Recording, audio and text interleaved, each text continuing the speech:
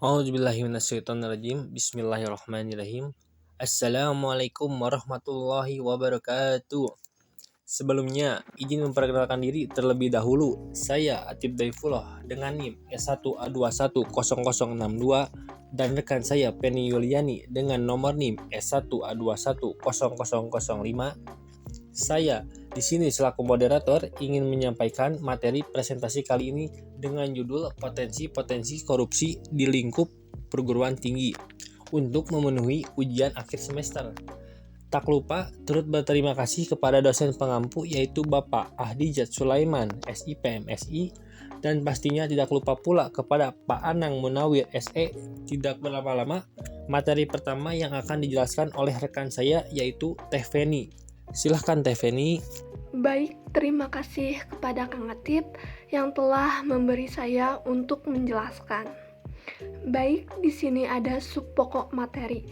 Yang pertama ada dari pengertian, peran dan potensi, manfaat, faktor-faktor, dan juga tidak lupa ada contoh kasus materi ini tersendiri. Oke, slide ini menjelaskan bahwa Indonesia merupakan negara yang kaya dalam sumber daya alam dan tentunya wajib didukung dengan sumber daya manusia dengan mental positif melalui pendidikan. Sementara itu, korupsi di sektor pendidikan saja sudah mencapai triliunan rupiah. Jika saja uang itu digunakan sesuai amanat dan kepentingan rakyat, tentunya akan sangat membantu untuk mewujudkan bangsa Indonesia dengan pendidikan yang lebih baik dari segi pembelajaran maupun fasilitas belajar mengajar. Indonesia pasti akan lebih maju jika semakin banyak generasinya yang memiliki akses dalam pendidikan maupun dalam nilai-nilai integritasnya. Lanjut, di sini ada pengertian dari korupsi ini tersendiri, yang dimana korupsi merupakan perbuatan yang bertentangan dengan kaidah-kaidah umum yang berlaku di masyarakat. Korupsi di Indonesia telah dianggap sebagai kejahatan luar biasa. Melihat realita tersebut timbullah public judgment yang dimana adanya korupsi manifestasi budaya bangsa. Telah banyak usaha yang telah dilakukan untuk memberantas korupsi, namun sampai saat ini hasilnya masih tetap belum sesuai dengan harapan masyarakat. Maka dari itu korupsi merusak potensi generasi bangsa Indonesia untuk memiliki masa depan yang lebih cerah. Baik, slide selanjutnya di sini ada faktor-faktor timbulnya korupsi ini tersendiri, yang dimana menurut Sarlito W. Sarwono tidak ada jawaban yang persis, tetapi ada dua hal yang jelas sebagai faktor timbulnya korupsi, yaitu yang pertama dorongan dari dalam diri sendiri atau keinginan, hasrat, kehendak, dan juga sebagainya. Yang kedua, rangsangan dari luar atau dorongan dari teman-teman, adanya kesempatan dan juga kurang kontrol dalam diri tersendiri. Sedangkan menurut Andi Hamzah menginventariskan beberapa penyebab tindak pidana korupsi, antara lain yang pertama, kurangnya gaji pegawai negeri dibandingkan dengan kebutuhan yang makin meningkat. Kedua, latar belakang kebudayaan atau kultur Indonesia yang merupakan sumber atau sebab meluasnya korupsi.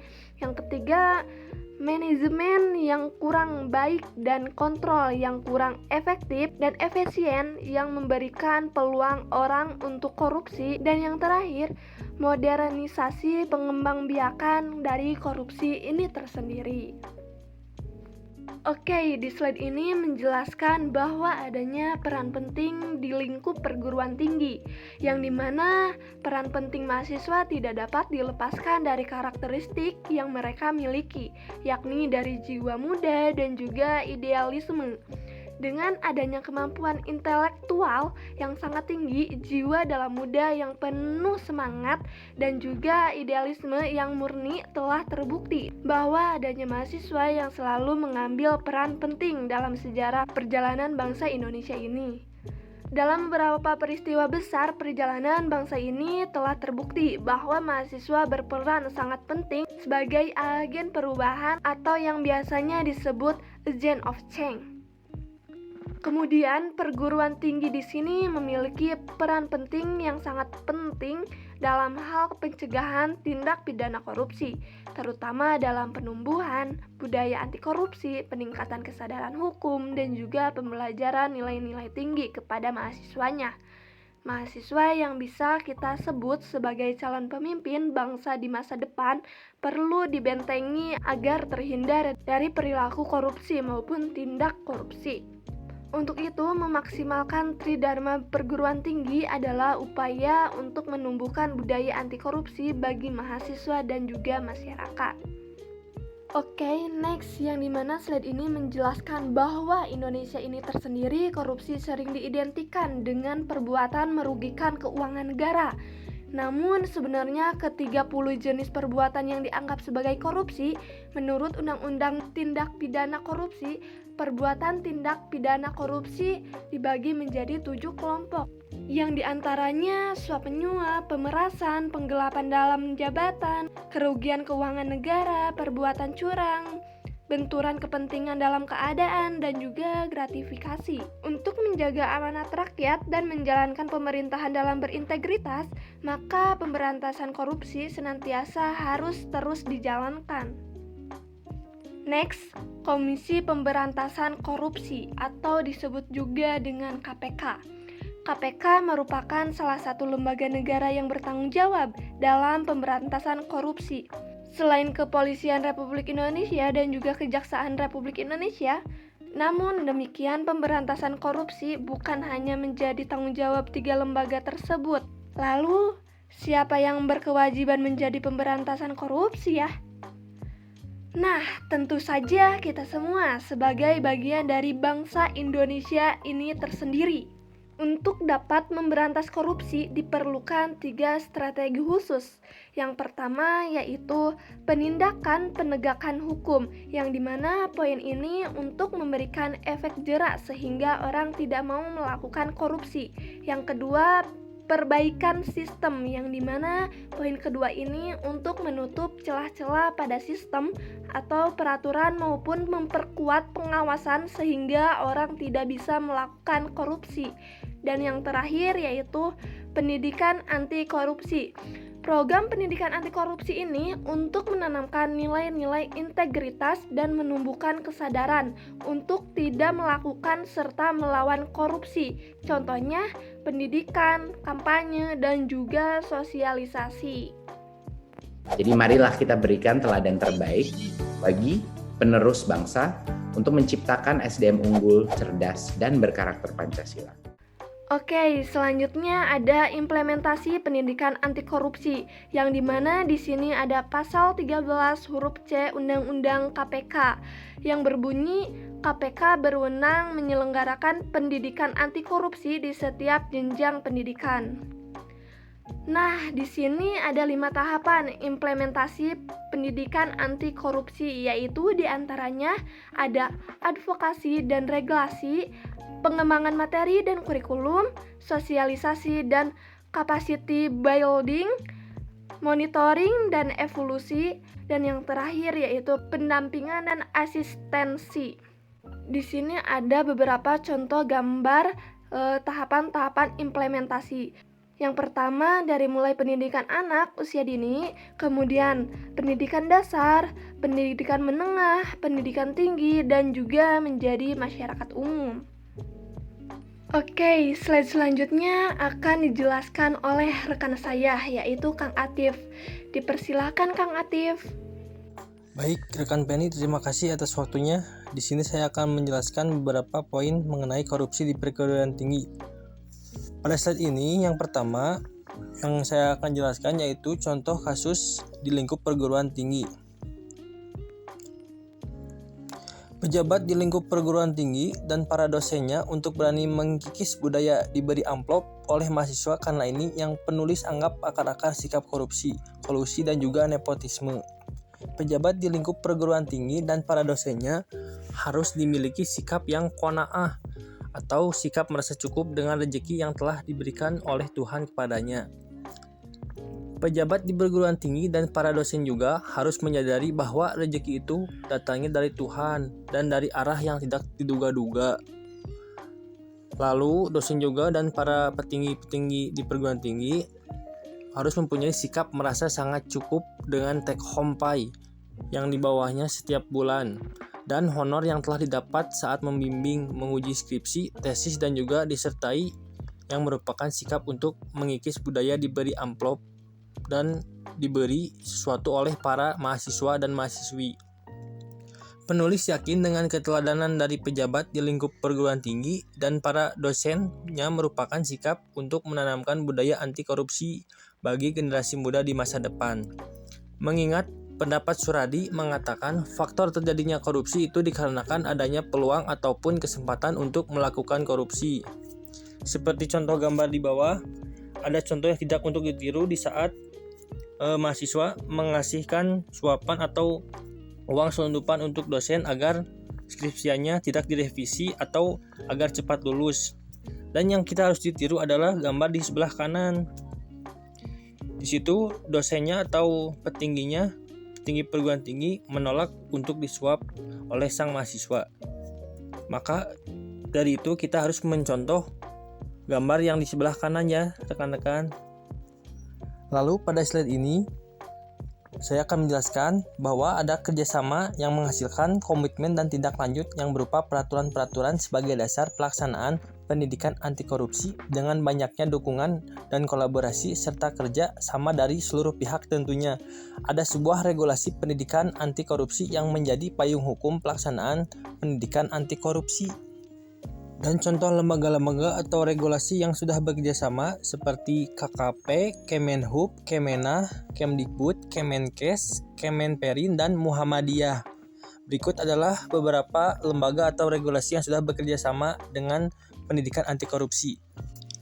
Dan di slide ini juga saya akan menjelaskan pendukung implementasi pendidikan anti korupsi, yang dimana KPK juga telah menyusun berbagai materi dan buku-buku pembelajaran pendidikan anti korupsi, diantaranya strategi jitu kampanye integritas mahasiswa.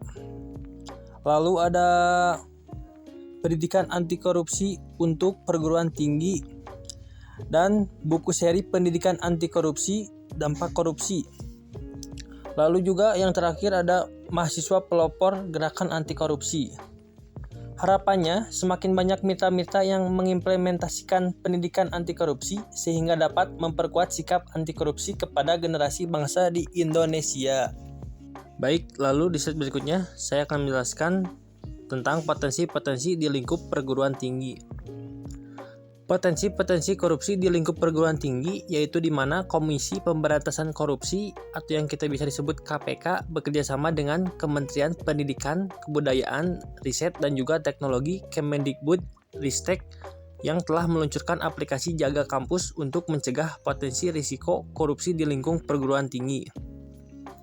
Cara agar dapat memutus mata rantai dari semakin berkembangnya praktek korupsi, salah satunya yaitu dengan cara menerapkan model pendidikan anti korupsi dalam perguruan tinggi, di mana model pendidikan ini, anti korupsi ini dapat ditujukan kepada seluruh warga dalam ruang lingkup perguruan tinggi. Dengan adanya Sivitas sebagai pelaku sistem pendidikan di lingkup perguruan tinggi harus bersama-sama menggerakkan dalam pola pendidikan anti korupsi. Anti korupsi ini yang bertujuan untuk mencapai iklim anti korupsi dalam perguruan tinggi sehingga dapat dilakukan di lingkungan perguruan tinggi itu sendiri sehingga tercipta kebiasaan anti korupsi. Pemberlakuan model pendidikan anti korupsi ini tidak saja berlaku bagi mahasiswa namun juga bagi seluruh jajaran sivitas akademika yaitu seperti mahasiswa, dosen, dan juga birokrat kampus. Pemberlakuan pendidikan anti korupsi terhadap seluruh jajaran sivitas diharapkan dapat membentuk iklim anti korupsi yang tujuannya untuk menciptakan lingkungan perguruan tinggi yang bebas dalam korupsi sehingga dapat timbulnya pribadi-pribadi anti korupsi. Baik, di sini saya akan menjabarkan prinsip-prinsip integrasi akademik. Yang pertama ada kefalsafahan, yang artinya menjunjung hakikat, filsafat, dan spiritualitas keilmuan. Lalu yang kedua, kejujuran, yang artinya berkata, berpikir, dan bertindak tanpa kebohongan atau manipulasi. Yang ketiga, kebenaran, yang artinya berupaya berperilaku objektif sesuai dengan metode ilmiah dan mengakui serta mengkoreksi dengan segera jika terdapat kesalahan. Lalu yang keempat, keadilan, yang artinya menempatkan sesuatu sesuai dengan proporsinya, termasuk dalam penerapan integritas akademik. Yang kelima, keragaman, yang artinya menghargai kebinekaan baik berdasarkan geografis, kultur, hingga sosial ekonomi, serta menghindari tindakan dan konflik kepentingan. Dan yang terakhir, kepedulian, yang dimana artinya kepedulian turut berpartisipasi membentuk lingkungan bersama yang berintegritas. Dan menurut saya, di keenam, prinsip-prinsip integrasi akademik yang paling penting menurut saya yaitu keadilan. Yang dimana kenapa bisa disebut paling penting menurut saya? Karena yang sering terjadi di ruang-ruang lingkup perguruan tinggi dan yang sudah pernah saya alami, yang dimana keadilan ini yang sering tidak berlaku di perguruan tinggi ini. Untuk meningkatkan implementasi pendidikan anti korupsi, KPK mengajak segenap mitra pendidikan anti korupsi untuk terlibat dalam implementasi pendidikan anti korupsi demi generasi Indonesia yang berintegritas. Kementerian Pendidikan dan Kebudayaan telah mengeluarkan Permendikbud Dikti Nomor 33 Tahun 2019 tentang penyelenggaraan pendidikan anti korupsi di perguruan tinggi. Kemdikbud melalui Direktorat Jenderal Pendidikan Tinggi mendorong perguruan tinggi di seluruh Indonesia untuk ikut berpartisipasi mengimplementasikan pendidikan anti korupsi. Dan dibalik semua materi yang sudah saya jabarkan dan rekan Penny jelaskan, pastinya ada mempunyai manfaat. Yang manfaat apa itu? Manfaat mengimplementasikan pendidikan anti korupsi.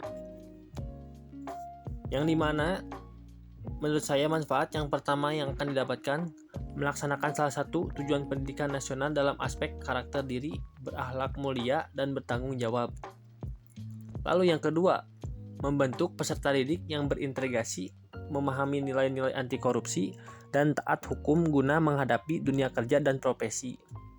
Dan yang ketiga, membina pendidikan yang dapat menjadi agen penyemai nilai integritas dan anti korupsi.